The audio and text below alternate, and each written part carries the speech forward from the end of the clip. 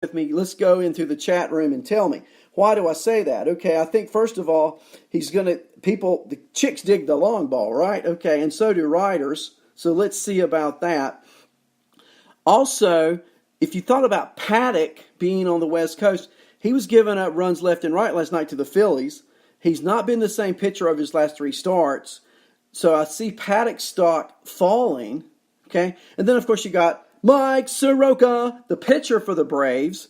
But again, Soroka, can he continue the 1.00 ERA history that he's shown so far this year? I don't know. But I love Riley. He's going to be a difference maker. The only thing I don't like about Riley, him hitting 6th in that order. Okay? And I'm wondering if going forward at some point, do the Braves move him up? Good morning, Cha-Cha. Good morning, Lou. Good morning, DK Loosh.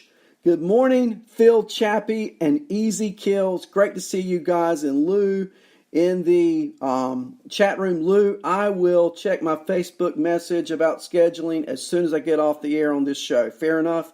Let me know if you got that. Traveler, good day to you. And again, guys, as we go through this today, if you have any questions about players, stats, I don't know, whatever's on your mind, what you might have for lunch, let me know. We'll talk about it. Okay, let's look at the standings. And I always try to segment my shows. That was my 15 minutes, so I went a minute over, but we'll make up for it, right? Okay.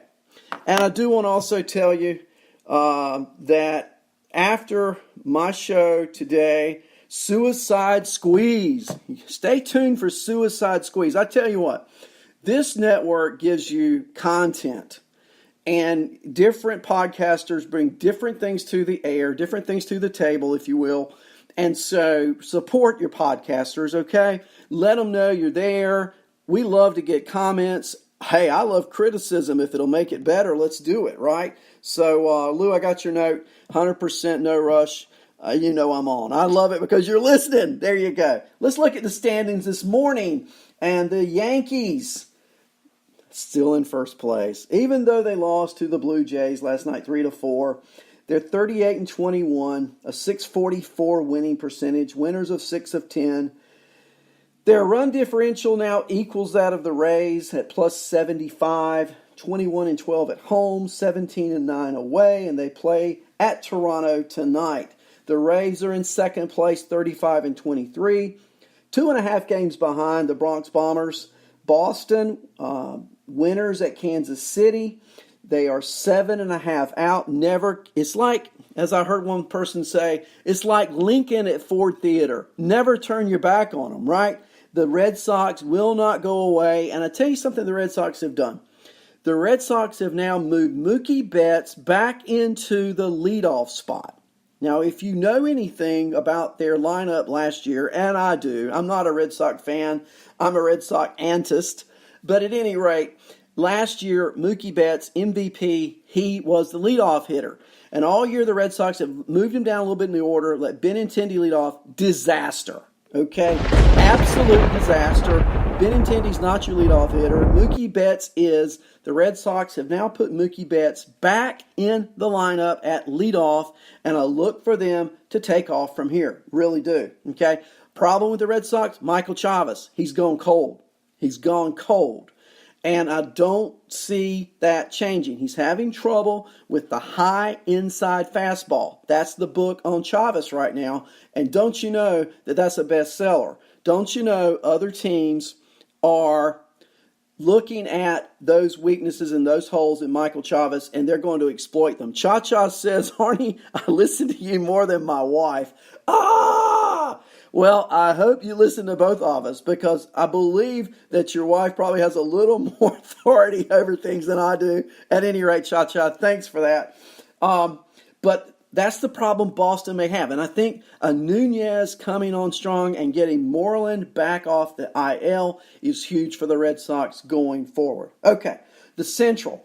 Minnesota at 40-19. Cleveland now in second place by themselves with that win last night. Cleveland pulls back to 500, all right?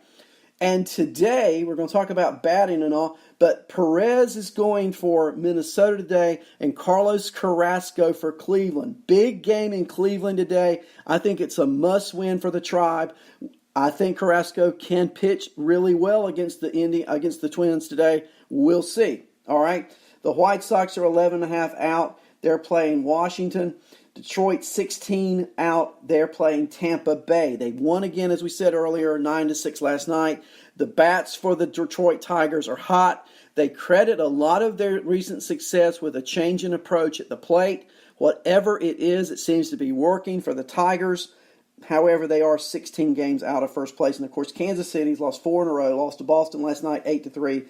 And they are 19-41 in last place in the American League Central. 21.5 games out. That's the largest deficit in the American League.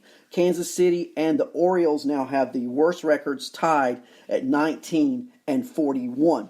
In the American League West, as we wake up this morning, let's just take a little nap on this one, okay? Houston, 42-20, winners of 8 of 10, 5 in a row. They beat Seattle last night, 11-5. Texas, let's talk about Houston just a little bit. You know, the thing about Houston is a lot like the Yankees. Several players out injured, okay? They win last night 11-5. They're going to make a pitching change in their rotation. They made a roster move yesterday. They're a rookie pitcher they sent back down to minor leagues. But you look at this order last night. Fisher led off, went 2 for 4. Bregman 2 for 4 with 3 RBIs. Brantley 2 for 4. Okay, so their top 3 hitters batted .500 each one of them last night. That's a great way to start the game. And then you get down to the bottom of the order. Look at this. You got the bottom of the order. You got Kemp. Tony Kemp went 2 for 4. Okay, Mayfield started at shortstop. I think that experiment's about over, right? He went 0 for 2 last night. He's hitting .045. We're going to talk about that in just a few moments. Hang on to that thought.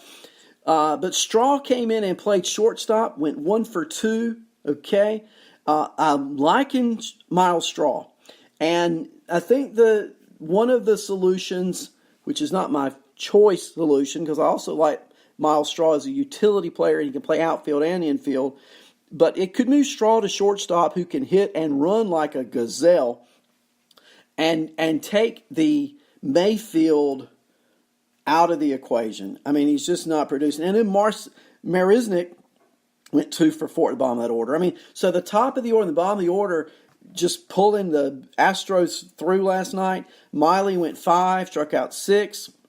The bullpen, once again, James got touched up a little bit, but after the 6th inning, it was immaculate. I mean, Harris, no hits, no runs. Davinsky, no hits, no runs. Rogers, no hits, no runs.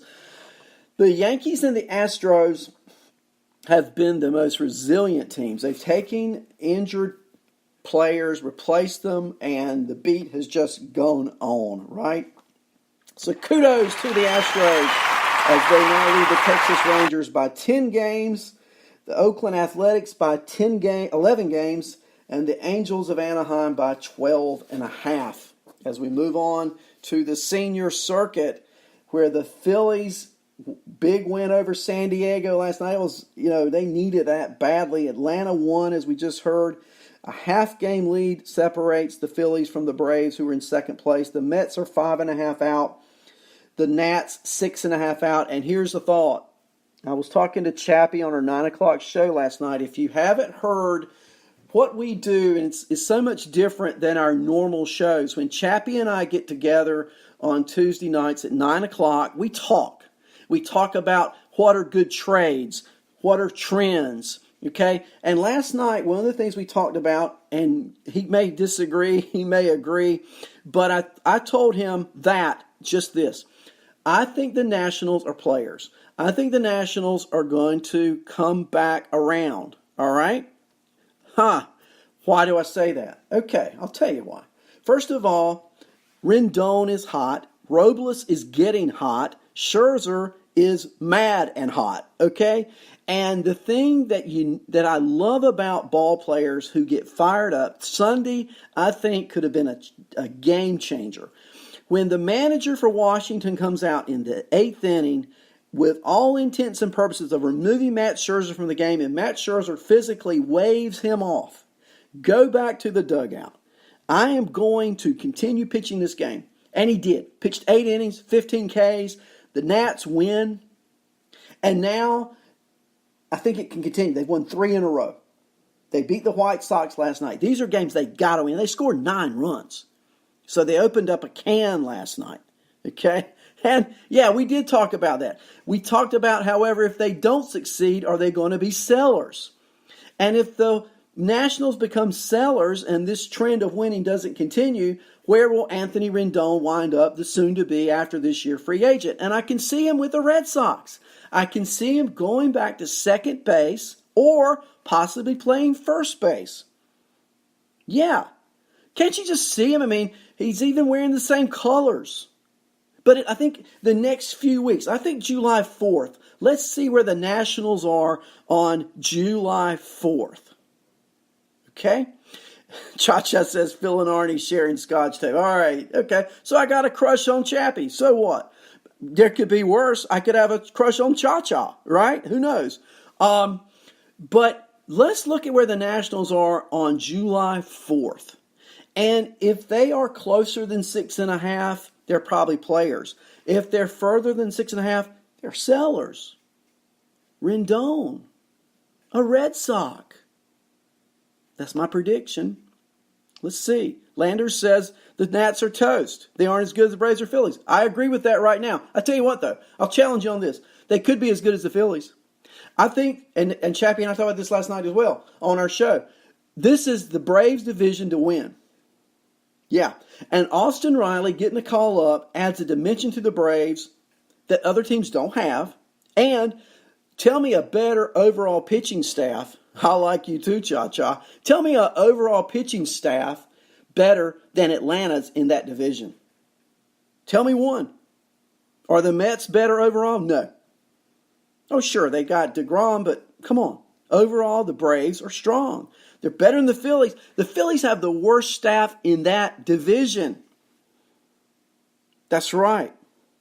The worst staff in the division, start to finish, is Philadelphia. And that's why I don't think they can win the division. I think it's Atlanta's to win. And I think with the... Oh, come on, Lou. Atlanta's pitching staff, they're young and talented. And so let's see. And I agree with you on Gausman. I've never been a Kevin Gausman fan. But I think their staff is certainly better than Philadelphia's. Tell me who on Philadelphia is really good. Is Pivetta the savior? Come on. Are you kidding me? Nick Pivetta?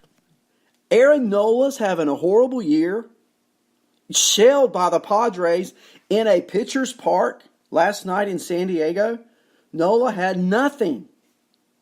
So that division very much up for grabs.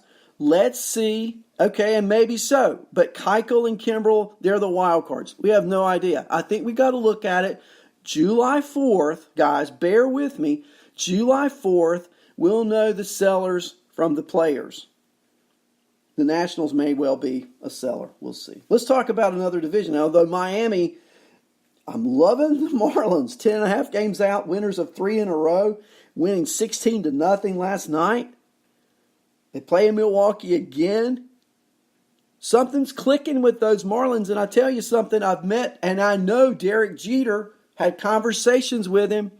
He hates to lose. Hates to lose. He surrounded himself with other people like Jorge Posada who hate to lose. And so the Marlins are going to win. And I think if you look, and I want to have a show on this soon, now that all the dust is settled on the Major League Draft, I challenge you to find a team in Major League Baseball who had a better draft this year than the Miami Marlins. Overall. We'll talk about it in another show. Okay? Cha-Cha, DeGrom is just not DeGrom this year, and I do like their closer, but he blew one on the weekend. Of course, I guess they can all blow some, right? But I don't like the Mets' bats as much as I like Atlanta's. That's why I think Atlanta wins the East. Central. Let's see if we can reach some agreement here. You're talking about a hodgepodge. 5 teams in the Central within 5.5 games of one another. And over the last 10 games, no team in that division has a winning record. That's right. The Cubs